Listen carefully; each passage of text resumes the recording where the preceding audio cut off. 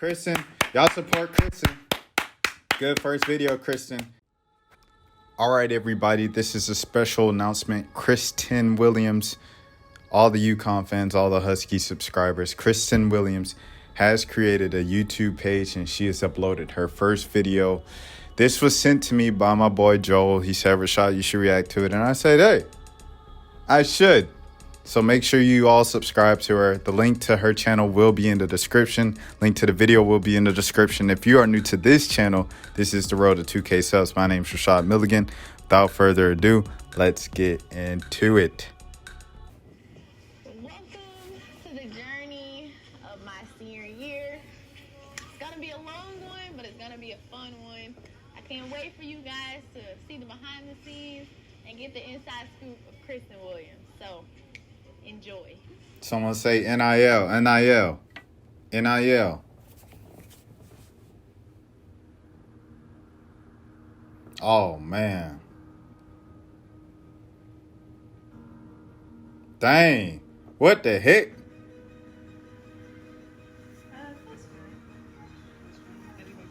Shout out Little Rock. Shout out Joe Johnson. No, I didn't wake up with it, but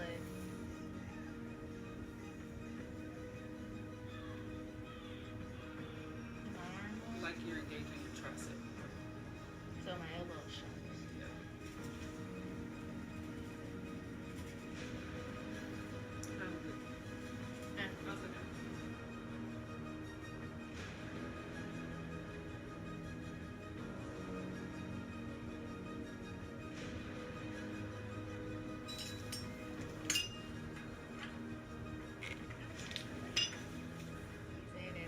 You know, I probably haven't played to the standard that people thought I was going to play at, but I'm still working hard and I'm still growing my game, and that's all that matters.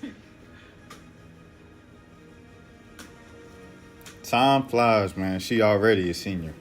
Crazy, isn't it?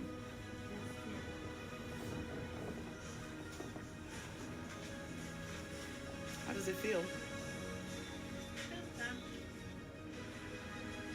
Kind of like what you said, unfinished business this year. Yeah. No other phrase. Unfinished business. Is that funny? hey, hold on, let me find. Someone in the comments was like, they said the athletes should be able to tell the media when they ask a stupid question. And I was like, hey, I always take the side, obviously, of the media or whatever when people say stuff like that. Because, sometimes, it might be different things they come up with. But for the question to be, you said the saying was unfinished business. Is that what this season is, unfinished business, the saying that you literally said yourself? Yeah, it's unfinished. That's pretty much it. That's kind of like, what the heck? Is that one of those filler questions you're thinking of before you think of a question? Sometimes that might be a thing or whatever, but dog, that is pretty funny, the fact. All right, I'm about to press play.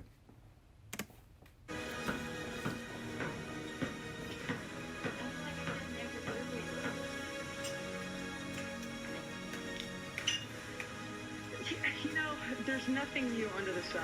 It's all about hard work, how much you put into it. Decision side. Yeah, because I think that's just where that's coming from.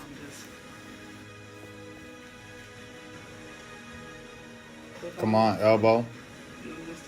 Just a little sore here. Being far into my career, I always said, there's going to be another Jordan, there's going to be another me, but you got to give up your life. Uh-oh, DT. Okay, DT.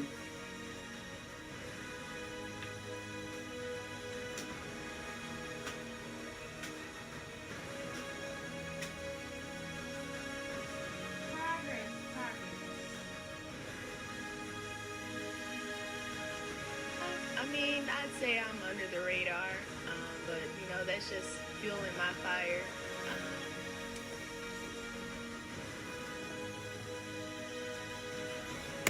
I'm sorry, I got to pause again. Number one player in the class of 2000, what was that, 18? Class of 2018 coming out of high school. McDonald's All-American. Gatorade National Player of the Year. Who was that went to the high school that gave her the award? Lena Del Don. starting guard for the UConn Huskies, the most popular women's basketball program in the pro or the college ranks. Says she feels under the radar. I understand what she means, I guess, like to the extent of who people talk about the most nationally. When you're talking about the top 5 players, you know, when you're talking about Aaliyah Boston, when you're talking about Alyssa Smith, when you're talking about her backcourt mate, Paige Beckers, when you're talking about Caitlin Clark, when you're talking about Ryan Howard, when you're talking about Naz Hillman, when you're talking about Ashley Owusu and Diamond Miller and Haley Jones and Alyssa Cunane. Like, of course, she might not be mentioned when people are talking about the top 5, top 10 players in the country. Does that mean you're necessarily under the radar? I guess if you feel like a top 10 player in the country. So I guess under the radar is relative to whatever the heck you meant. But the underdog thing, man, it really gets me sometimes. Like, Joel tries to play it all the time of like, UConn were the underdogs. In no situation under the sun has UConn ever been an underdog in my lifetime. But, you know, let them cook. And I do understand this past season, I don't think people really expected them to go to the Final Four at the beginning of the season with their best player being a freshman. And they did it. So I guess, like I said, under the radar is relative. However, it's still like, come on, dog. It's like the Lakers, like LeBron, when LeBron was like, yes, please tell us we're too old. LeBron, literally no one, like, who is betting against a team with Russell Westbrook, Anthony Davis, Carmelo Anthony, LeBron James? You know what I'm saying? Like, let's be realistic here, dog. Like, ain't nobody doubting y'all. Like, everybody, like, if people pull out that underdog card or whatever to motivate them to keep pushing, I get it. But sometimes it's just like, bro, like, come on, dog. Like, I'm about to press play.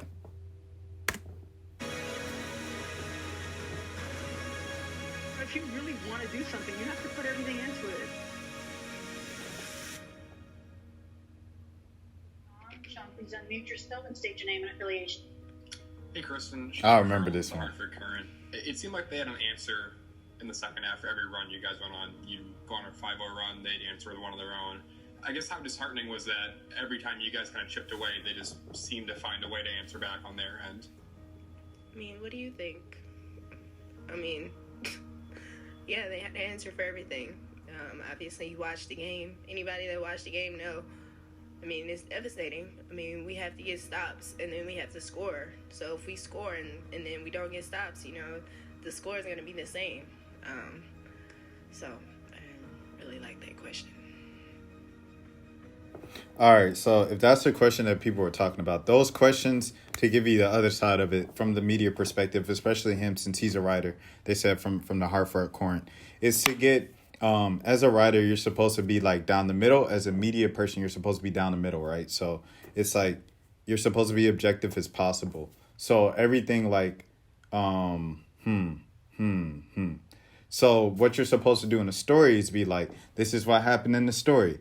This person had 10 points, this person scored, and then they went on a 5-0 run. When you ask that type of question, how disheartening was it? How did this feel? How did that feel? That's to get the person. I'm giving you 4-year university advice right now for free.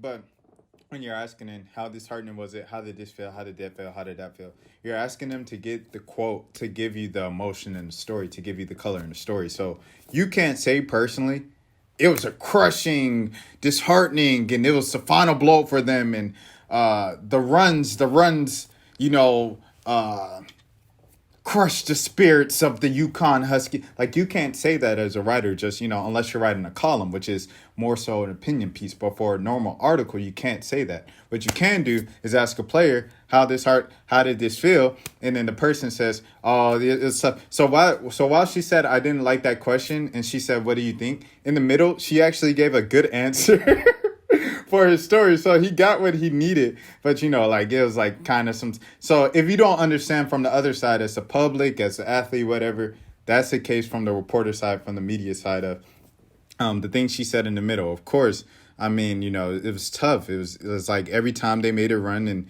you know, we made a run, they just came back and made another run. And it was very, you know, just very tough. You know, we had to get stops. And when we were scoring, and we just didn't do that. So it was just kind of just a tough deal, and it was very devastating. And you see the look on her face. You can insert that quote, have the color of UConn had a 10-0 run, but Arizona bounced back with another 8-0 run. Oh man, it was tough. Obviously to win a game, you need to, when you go on a scoring run, you have to stop the other team from scoring, and that's something we didn't do. Bam, you have your quote and you move on with the story. That's what the writer was trying to do. That's from the media's perspective, but just for other people, because I think a lot of people don't really understand where the media and reporters. Yeah, I just see that happen a lot. So I just want to give you kind of the other side of it. Christyn, y'all support Christyn. Good first video, Christyn. Good first video, Christyn. Them folks get on me. They got on me about 1 billion times this past season. It's Christyn! It's Christyn! And then next video, you're still saying Christian! It's Christyn! But I got it now. Great first video. Best of luck to you and your rehabbing and coming back psychologically. It's great to see these behind the scenes clips just to show the people, okay, so Christyn gets off to a slow start. She was spending most of the summer rehabbing as opposed to, getting in actual work on an actual gym. Of course, she was simulating the jumpers and everything like that, but ain't nothing like the real thing, baby. And so you have all that, and I just think it'd be very interesting to see the type of start that UConn gets out to this season with, Aaliyah being out for a month, with Canada, with Paige being out for most of the summer in surgery and bouncing back from surgery, coming off crutches and a boot, with Christyn coming back from her elbow, with Avina. I don't know what the update is with Avina's knee and how it's feeling, but, it might be coming back now. I don't know. I'll have to talk to Joel about that. But I just think it'd be interesting to see how they come back with all of those kind of factors in the offseason. Of course, they got back very, very early. They got back before, high school kids got out of high school. The UConn kids, they went to school about the last week of May. I'm like, dang, high school kids still in school. But anyways, I just think it'd be very interesting to see the type of start they get off to. Obviously, they have a lot of talent, probably top 2 talent in the country. You're talking about them in South Carolina, but I just think it'd be very interesting to see what type of start they get off to. And then does that give the opportunity for the freshmen to get in? And the freshmen, I mean Caroline and AZ. So, do they get some early burn because, maybe some of the vets coming back from injuries, are still shaking it off and still trying to get back in game speed. But at the same time, Christyn has played, this is her 4th season. You know what I'm saying? This is her senior season. So she's probably like, I got it down. I got it, coach. I got it. But I don't know. We'll have to see. And then a lot of times, your early season schedule is just very, kind of little lightweight, you know what I'm saying? Little kind of warm-ups and everything. I know they have, obviously we talked about it on the channel, they have an early season tournament, which is going to be very good and stuff like that. But look, they have Fort Hays State as their first game in November. So, well, that's an exhibition. So scratch that, never mind. Their first game is Arkansas, which isn't a walk in the park as much as Fort Hays State is. But, all due respect to Fort Hays State. But, yeah. Okay. And then, yeah, they don't really have – this is a tough schedule. I'm not going to lie to you. Well, okay. They don't have out the full non-conference schedule. That's why I'm looking at this this isn't, easy at all. If anything, it's easy. People make the same jokes, but I'm not even going to say anything about their conference, but I said it. But, that's all I have. I hope you guys, if you're all new to the channel, this is the road to 2K subs. If you're wondering where the heck Joel is and when he's coming back, he said he'll probably come on at the beginning of the season or closer to the start of the season. So expect him to come back within the next month or next month and stuff like that. In the meantime, Terrell, Ashley Knuckles, I don't know what's going on with Terrell. I haven't talked to him in a minute. I hit him up yesterday, check in on him. He didn't hit me back yet, but Tommy, he said he still wants to, he's still, reaching out to me, talking to me and stuff like that. So Tommy's still on the fold. And like I said, this is a whole nother thing for the W playoffs. I plan on bringing on hopefully someone next week. And then I'll also have someone on during the playoffs and then someone on around the time of the finals. So I had 3 guests coming up for the WNBA playoffs. And Joel and them, they're coming back on closer to the start of the season.